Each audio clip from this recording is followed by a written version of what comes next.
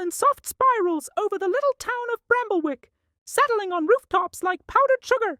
Every house glowed with golden lights, every house except one. At the edge of town stood the old Wexley cottage, dark and quiet.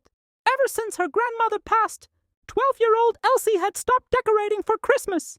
The boxes of ornaments stayed in the attic, and the wreath her grandmother made hung dusty and forgotten.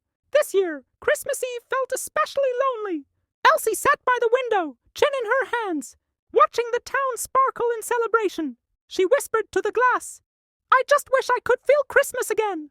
As if answering her, a faint light flickered at the edge of the forest. Curious and a little braver than she felt, Elsie bundled herself in a coat and trudged through the snow. At the forest's edge, she found a small brass lantern glowing with a warm, pulsing light. Attached to its handle was a note in looping handwriting. "For those who need Christmas to find them." Elsie swallowed hard. The handwriting looked just like her grandmother's. The moment she picked up the lantern, its glow brightened, warm enough to chase away the cold. She felt a flutter in her chest, like the start of a remembered song. When she brought the lantern home, strange and wonderful things began to happen. As it passed the porch, evergreen branches bloomed from the bare railing, twining themselves into a wreath. When Elsie stepped into the living room, the lantern's glow spread across the walls like sunrise, coaxing garlands, candles, and tiny star-shaped lights into existence, as if the house were waking from a long sleep. Finally, the lantern guided her to the attic door. Elsie hesitated.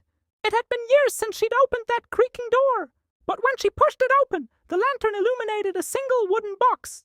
Inside lay her grandmother's favorite ornament, a small glass snowbird with silver-tipped wings. Elsie held it to her chest.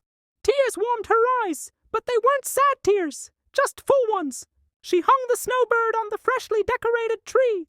As she stepped back, the lantern dimmed to a soft, comforting glow and rested on the table.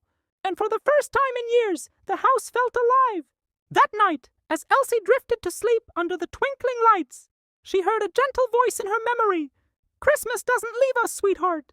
Sometimes we just need a little light to see it again."